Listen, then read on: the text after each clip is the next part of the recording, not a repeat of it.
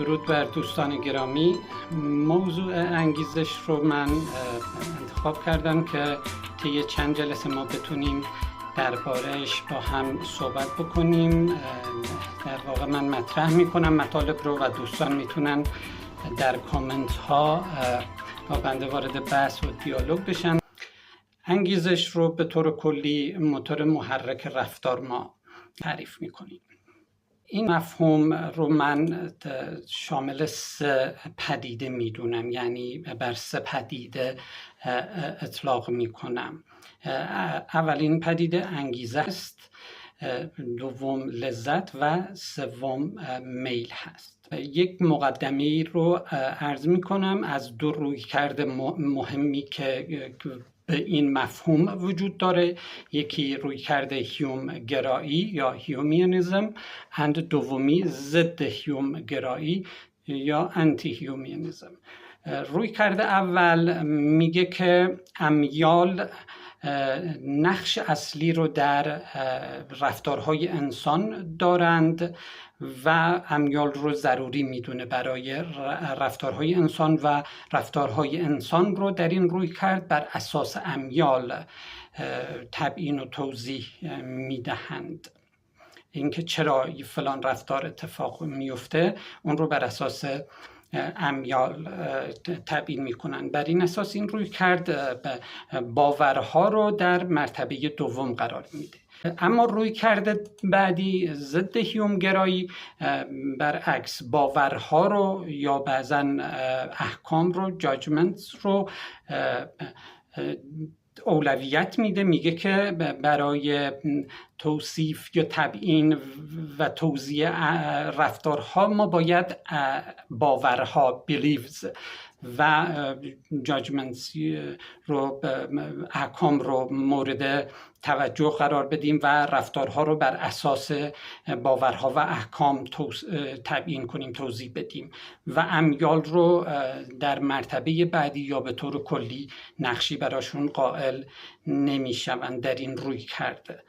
البته این کلی هست، درون هر کدوم از این 2 رویکرد ما نظریات متنوعی رو داریم. قبل از اینکه وارد مباحث جزئی راجع به هر یک از این به اصطلاح رویکردها و مفاهیم مرتبط بشیم، من 3 تا مثال رو آماده کردم که اینجا مورد بحث قرار میدم که در مباحث آینده ما به این مثال ها رجوع میکنیم و توضیحات رو و صحبت هامون رو سعی میکنیم یه مقدار ملموس بکنیم، قابل فهم تر بشه برامون تا اینکه انتزاعی باشه، فقط در قالب مفاهیم تخصصی بیان بشه. پوستر انگیزه بخش، تخیل کودک و تخیل دانشجو رو عناوینی است که من انتخاب کردم برای این 3 مثال که 3 تا کلیپ کوتاه کمتر از 1 دقیقه هر کدوم هست. اولین مثال پوستر انگیزش بخش است که شامل یک کلیپ کوتاه هست. ابتدا این کلیپ رو ببینیم تا بعد دربارش ما صحبت بکنیم. When we were kids, my mom hung a poster over our bed.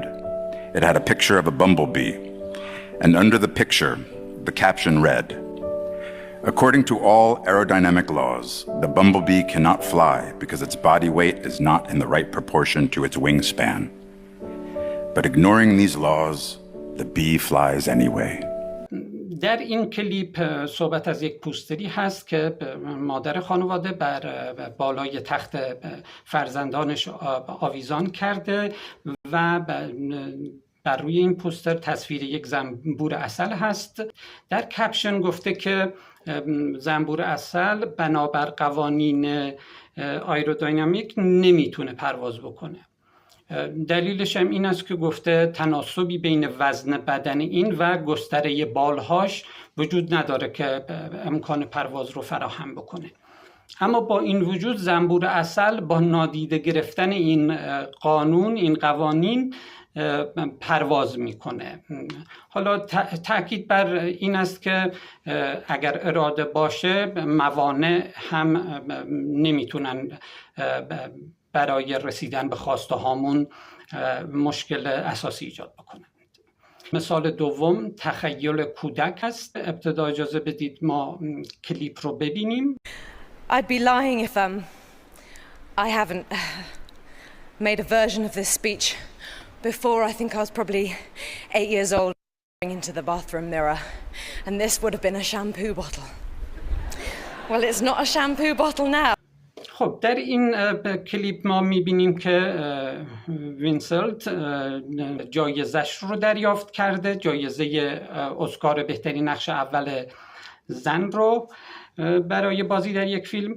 و حالا ایشون در واقع میگه من قبلا تمرین کردم این لحظه سخنرانی رو. حالا چه زمانی تمرین کرده؟ همانطوری که دیدیم در کودکی، زمانی که ایشان حدود 8 ساله بوده، در حمام با در دست گرفتن شامپو به عنوان جایزه مجسمه اسکار در جلو آینه لحظه دریافت جایزه اسکار و داره میخواد سخنرانی بکنه.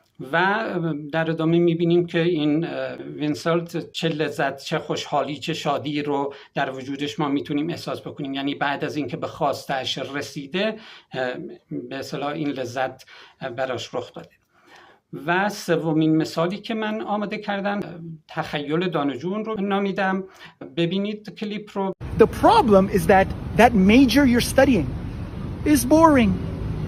You're just not interested in it. So what's the solution? Do something that you love. Change your major. Here's a simple trick. Close your eyes. Now imagine you had all the money in the world. What is that one thing that you would like to do over and over and over for the rest of your life? Now open your eyes. That's your solution. Do that thing. در این کلیپ توصیه ای میکنه برای انگیزش بخشی به دانشجویی که در یک رشته تحصیلی در واقع تحصیل میکنه اما رشته تحصیلی براش کسل کننده است. ایشون میگه که دلیل این امر اینه که تو علاقه ای نداری به این رشته. حالا ایشون میاد که یک به قول خودش تریک یا ترفندی رو معرفی میکنه که باعث بشه که این شخص یک انگیزشی بگیره برای ادامه مسیر این که این رشته رو ادامه بده، رشتهش رو تغییر بده یا یک حرفه یا کار دیگری رو انجام. میگه دیدیم که میگه چشمات رو ببند، تخیل کن که همه پولها رو داری. معنیش اینه که پول انگیزه تو نباشه برای ادامه تحصیل یا پیدا کردن یک کار دیگه. در این صورت تخیل کن، ببین چه کاری رو دوست داری انجام بدی زمانی که تو همه پولهای عالم رو داری. در اینجا اون چیزی که تو به اصطلاح تونستی تخیل کنی، متصور بشی که دوست داری، همون رو انتخاب کن و ادامه بده. خب این 3 مثال رو به علاوه اون کلیاتی که در ابتدا عرض کردم یک به طور کلی مقدمه است برای مباحث بعدی که ما بر این اساس مطالبمون رو پیش میبریم و مورد بحث قرار میدیم و در موقع لزوم به هر یک از این مثالها و این عناوین کلی یعنی هیومگرایی و ضد هیومگرایی، تأثیر امیال یا تأثیر باورها در رفتارهای انسانی رو مورد بررسی قرار میدیم. ممنون از توجهتون.